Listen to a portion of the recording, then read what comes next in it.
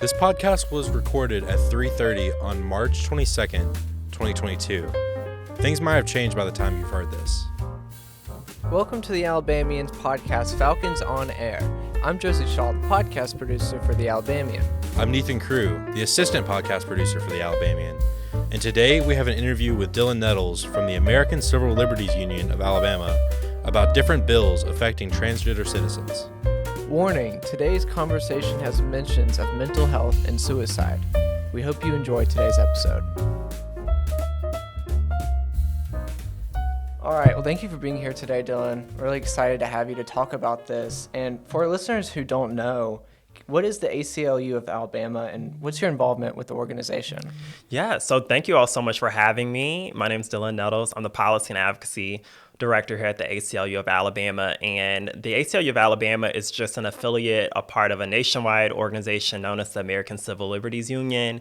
It's been around for more than 100 years, very old organization. And I think what people know is best for are for really landmark victories in the courts, ranging across a number of issues from reproductive rights to same-sex marriage, including, racial justice issues and criminal justice reform. But, our work also exists in a lot of other arenas of social justice, you could say, as well. And so that includes also our work in the legislature, which is a part of my role, is managing that portfolio of our legislative priorities, which also range across many of those issues that I named. And so I work with our policy and advocacy team here at the ACLU of Alabama and the rest of our staff to make sure that we are, advancing the priorities that we want to see in terms of civil rights and civil liberties issues in the Alabama legislature, and also defending the rights that we feel are in jeopardy. Yeah. And I know for the past few years, I've seen the ACLU of Alabama do a lot of work, especially with House Bill 266 right now and House Bill 322 that are affecting different transgender citizens. Can you help explain what those bills are? Yeah, absolutely. So, we've seen over the course of the last 3 years, the Alabama legislature, like so many others, unfortunately, across the country, have taken up this effort that really is targeting the transgender community, particularly trans youth in our state. And they're trying to do this in a couple of different vehicles. This year, what we've seen in the 2022 regular session are bills that go after gender-affirming care. That's actually an issue that we've now seen now in its third iteration of legislation in this particular session. And they also are trying to essentially dictate that you must use a restroom if you are in a K-12 facility that is consistent with your biological sex assigned at birth. I mentioned the gender-affirming healthcare issue.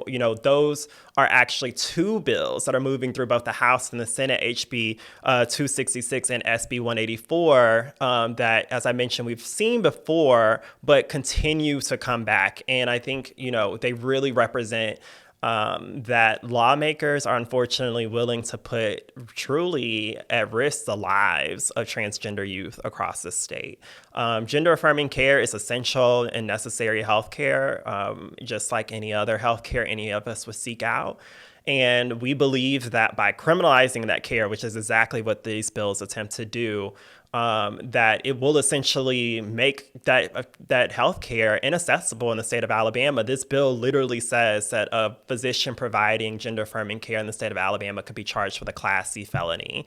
Not only would they lose their license to practice, but they also would obviously be facing jail time. And there's not going to be many physicians who can take that risk, right? They play such an essential role, of course, in our society of providing care in so many ways. And we would never necessarily expect someone to either, right? And then I mentioned, of course, the other bill, which, like I said, essentially is trying to dictate, that you have to use a restroom, based on your biological sex assigned at birth. I probably don't need to tell you there's a lot of issues with that analysis, right? It also, both of these bills, I think what concerns us perhaps most principally as the ACLU is that they're not only infringements upon trans rights, but they are infringing upon privacy rights, upon the rights for you to make medically autonomous decisions for yourselves, no matter how you identify. And so what type of precedent does that set if we allow these type of bills to go unchallenged? And that is why we've made clear, particularly with the gender affirming care legislation, that if it does pass in Alabama, the ACLU will file a lawsuit and challenge it in court. You kind of touched on it earlier as well as like just now, but what are you as well as the Alabama chapter or section of the American Civil Liberties Union doing to be able to or to do in response to these bills? I'm really glad you asked that question because, as you can imagine, 3 years into fighting some of this legislation, we've had to continuously really get creative and continue to think broadly. And I'd be lying to you if I sat here and said we do it all on our own as the ACLU. I think what is so amazing about what has emerged in fighting this legislation is that there's a level of connectivity among organizations across the state who are fighting to safeguard trans rights and LGBTQ rights across the state. Those are organizations, some are trans-led, some are in our more city and urban areas, some are in rural communities, and some folks are just individuals, families, parents who have come forward and said, I want to be involved. And and frankly, trans youth, obviously, who have come forward and said they want to be involved. And so it's taken us working really to identify, to be in community with is probably the better way to put it. So many folks across the state who are already doing amazing advocacy work, who are frankly going through this daily in their lived experiences. And, we as the ACLU feel like there is some responsibility that we have to listen to those voices if we're going to also be the people who are in the legislature and the courts, oftentimes also representing them, right? And so that's been the number one step, is to put ourselves in community to make sure that we're listening and that we're in real relationship to people, that we're not just saying, hey, come on and be our client, or hey, now that this issue, kind of literally the house is on fire, we need you. We really think it's important that we are listening all the time and being in a relationship all the time.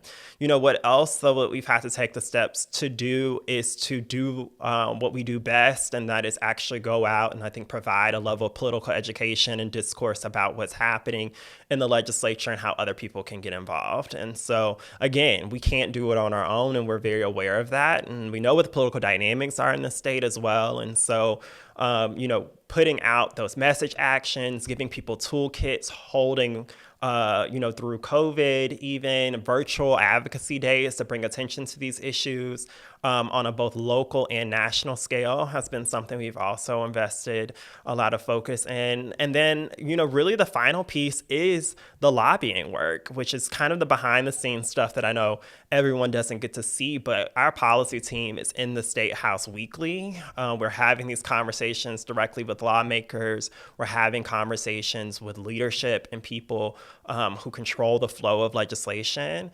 And we're getting folks, again, there in front of them as well, who have these lived experiences and can frankly inform them and enlighten them more than I ever could. And those have been, parents of trans youth and trans youth who have just been honestly courageous, willing to put their own private business out there and their own, names even out there in the press, where they can now be identified, but because they find that this is an issue that's paramount and that they just couldn't stand by idle while it happens. And so, again, it goes back to everything that we do has to be in concert with other people, especially those who are going to be impacted by these policies. And I really think so much of it is oftentimes a little bit behind the scenes. Everyone doesn't get to see it. And so I'm really glad that you asked that question. Thank you. Also, what is the current status of the pending legislature? Great question. And so, I mentioned that in terms of the gender affirming care bills, SB 184 and HB 266, those bills have come from different chambers. The Senate bill, of course, started in the Senate. The House bill started in the House. And they've, if I could visualize it for your listeners, essentially they have started on two different ends of a stick and now inch closer to the center. And actually the Senate bill has gone a bit closer to the other side, if you will. So it has now passed all the way through the Senate and is passed through a House committee, which means it's in a position to now come to the House floor for final passage. So that's where SB 184 stands. HB 266, which is just a companion version of that, which is a term we use to refer to bills that are essentially copies of one another, but just may be filed in different chambers, like we see with these.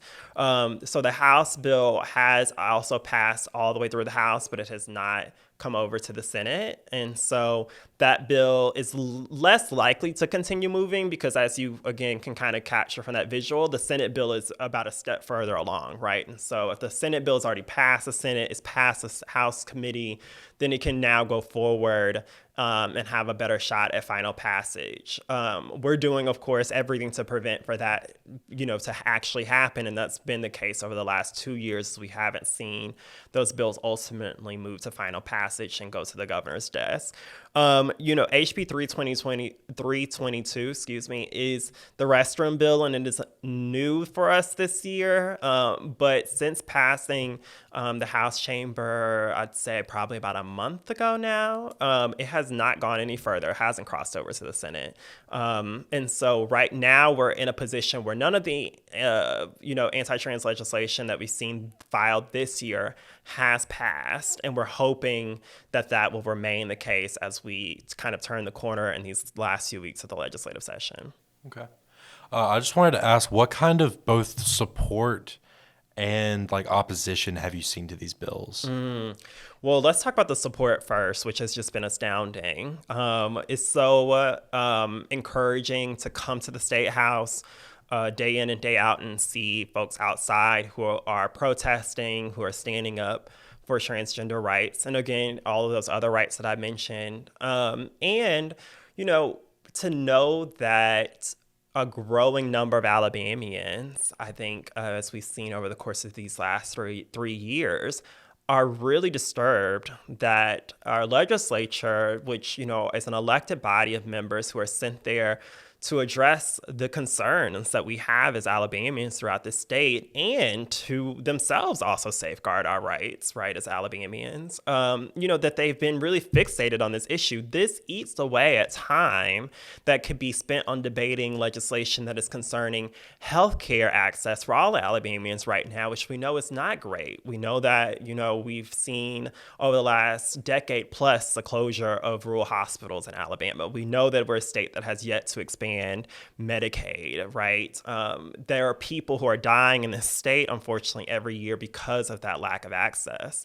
And so that is something that we, I think, are seeing more Alabamians be attentive to, really. In addition to educating themselves more and understanding more about the experience of identifying as transgender and living in the state of Alabama and, just understanding that transgender people are entitled to rights just like the rest of us. And then, the opposition that we've seen has been fairly concentrated. And I think that that is something that people probably mistake when they think about Alabama, when they think about the political dynamics here, the culture here. I think as you all probably know, oftentimes kind of group us all together. We get, it really is the South in general, kind of lumped into this one political identity. And when you grow up in Alabama or you spent any significant amount of time here, you realize that the state is so diverse and so much and so full of an array of political views and opinions that I think actually get so often kind of pushed to the side or dismissed. And so the opposition has really been, from a small number of people who unfortunately spend a lot of time in the State House and, certainly wage their threats, if you will, against lawmakers when it comes to election cycles, when it comes to fundraising and donations. And frankly, I don't want to give their names because I don't want to give them more attention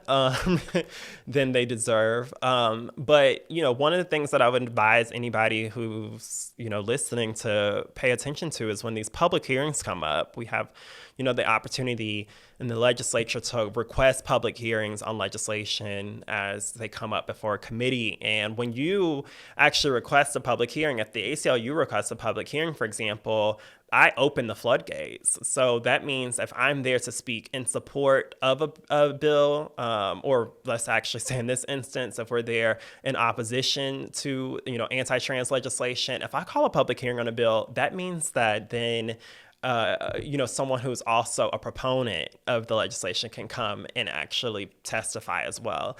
And when we saw these gender affirming care bills actually come up, like once again this year, we saw a number of people from physicians with the American Pediatrics Association, the American Academy of Pediatrics. We saw, trans youth, we saw parents, we saw advocates, all of these folks who came out to show their support for the community and oppose this legislation. And our opposition had one speaker, one proponent for the bill, right? And actually what the chair of that committee did was, because there's so many people who are there speaking opposition to it, he said, okay, I'll give each side 10 minutes. And the however many of you are here, I think there was 4 or 5 people signed up in opposition to the bill. You can split the 10 minutes, but the other person, just to be fair, I'm going to give you a full 10 minutes. And so even though there was one person there as a proponent of the bill, he had 10 minutes to speak on it, to try to, I guess, make a point that could counter the perspectives of 5 very informed individuals who know a lot about this topic. I was going to ask, I know that the ACLU fighting these bills that are possibly prosecuting or being against any individuals, no matter race, gender, sex, whatever. I know that's always an uphill battle, but what is different about the anti-trans legislation compared to other legislation that has been either passed or not passed in the past, and like in the recent history? In terms of what, I want to make sure I understand your question. How is it distinctive from, say, discrimination against other? Yeah, I was just gonna see like if there is any like, is it harder to fight for than like racial discrimination laws, or is it harder to fight for versus because of the current political climate? Oh, yeah, great question.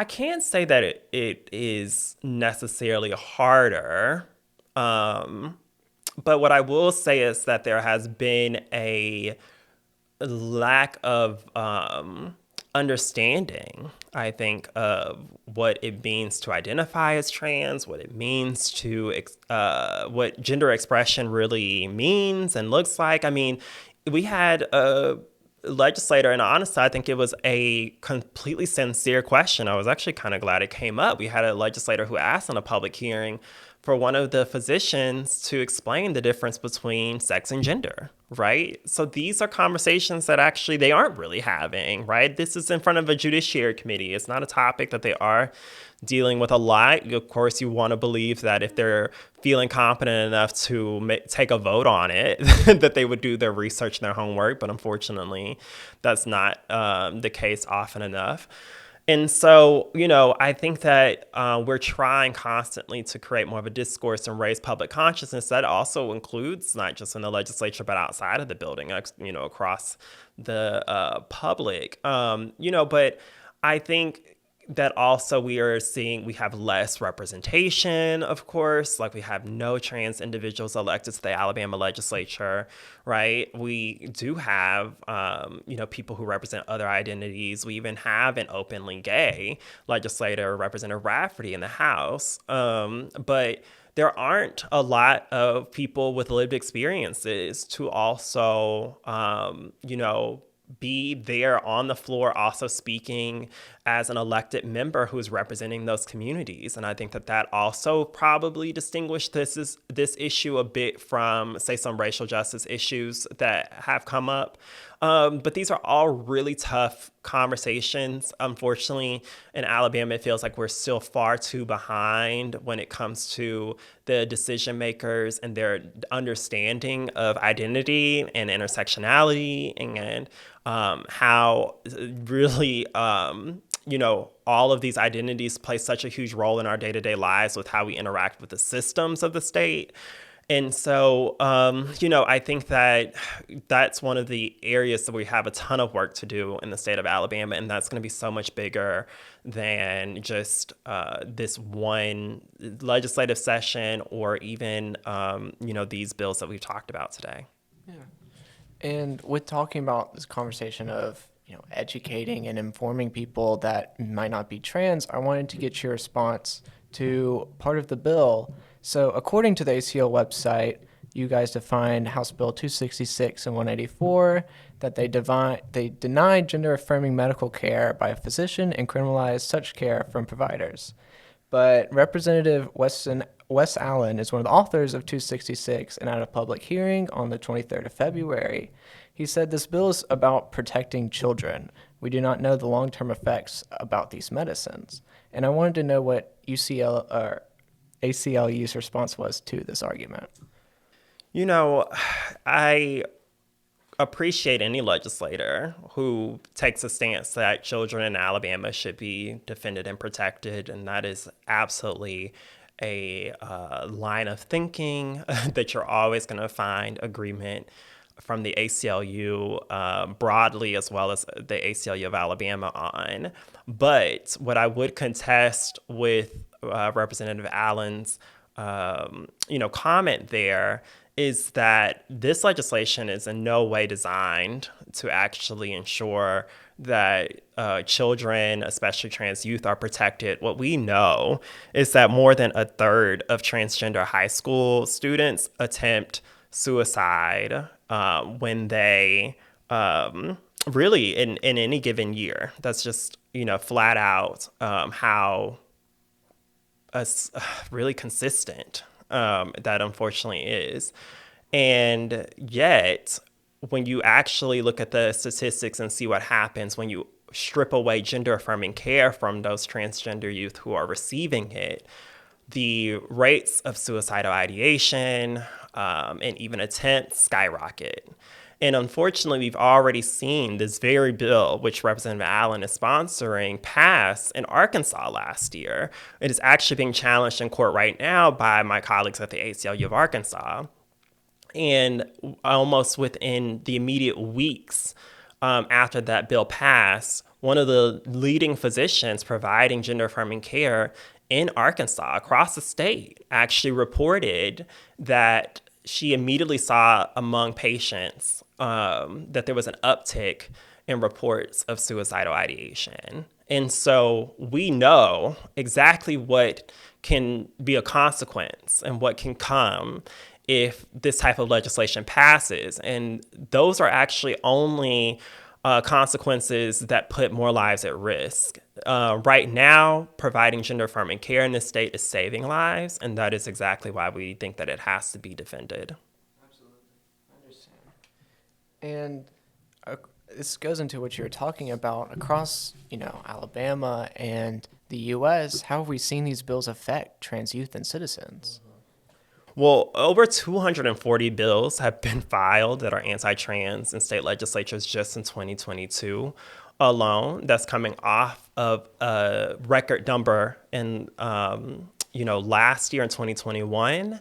And so, this is unfortunately kind of a red meat, hot button issue right now. For whatever reason, it is scoring political points to apparently target children. I hate to even, if I'm being honest with you, and I think it's so obviously important that we represent the full aspects of people's identity, but it's so hard for me to always even mention trans kids, trans youth before I just say kids, because that's really what they are. And I think sometimes the distinction almost it almost erases that we are talking about, no matter how you identify, trans or not, gay or not, whatever your racial identity may be, that when you're putting kids at jeopardy, you're putting kids at jeopardy, right?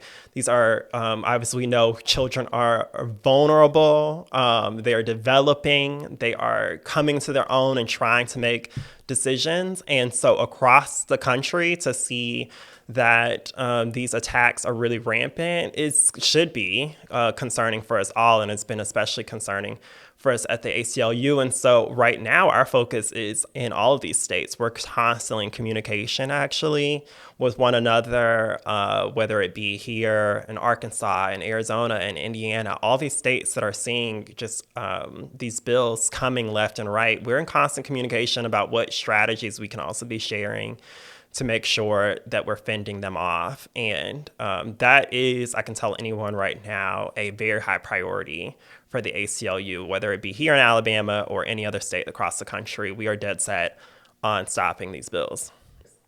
Lastly, how can students that are against these bills help? Great question. So, I mean, I have to give I know people get so tired of hearing this, but contact your lawmakers. And I can tell you, and I put emphasis on this with anyone I talk to, it really does matter. I know that everybody says that, but I've been in the State House when the phones are ringing off the hook. I've talked to lawmakers when their inboxes have been full. I've seen in real time that it's making a difference when you're hearing from people in your districts about the issues that matter to them. Though you are their constituents, ultimately there will come an election day and they will remember that. And so I have to tell people, please, please, please contact your lawmakers, especially in local government and state government, where they actually are so much more accessible, really, in many ways. You can visit the ACLUalabama.org website, where we, maintain a Bill Watch page and keep it updated with the latest status of these bills and more. Ultimately, as I mentioned, we'll be fighting to keep this legislation at bay, and we hope it will not pass. But should it, we will be keeping folks also updated with the litigation that will come. And, I also would tell people to, really have these conversations with your peers, have these conversations in your classrooms, make sure that you're not being a bystander, as that people, no matter how they may be identified. I think we all have a sense, though, when people are being othered. And when we sense that happening, I think we have an obligation to speak up.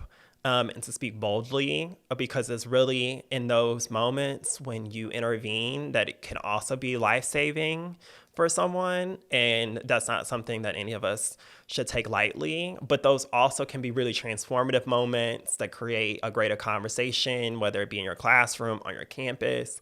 And that's really what the college years are about, is exploring these different ideas, exposing yourself to new things, and opening up your worldview, and using that to inform the type of person that you ultimately want to be. And I just hope that the students who are listening to this are remain open-minded, no matter what perspectives you're being presented with, but also, think about how you can always apply all these theories, all these things that we're learning that maybe seem like these meta concepts, right? We have an opportunity to practice in our day-to-day lives,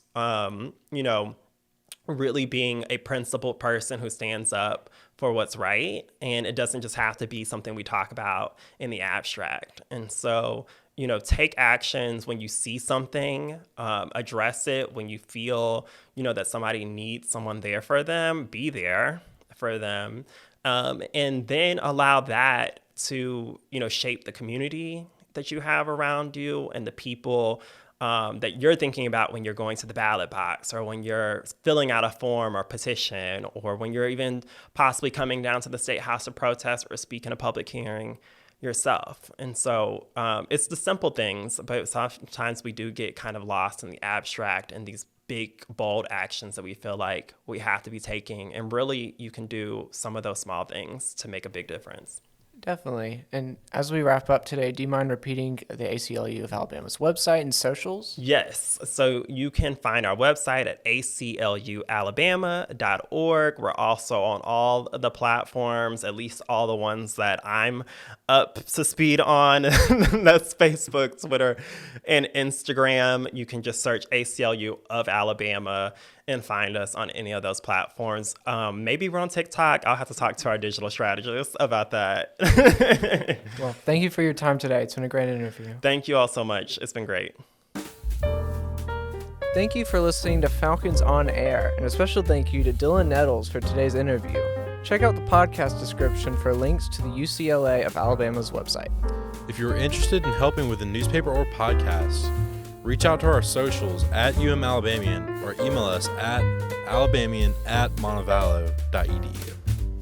Add us on Spotify or your choice of podcast platform to listen to previous or future episodes, and stay tuned into our socials for podcast updates.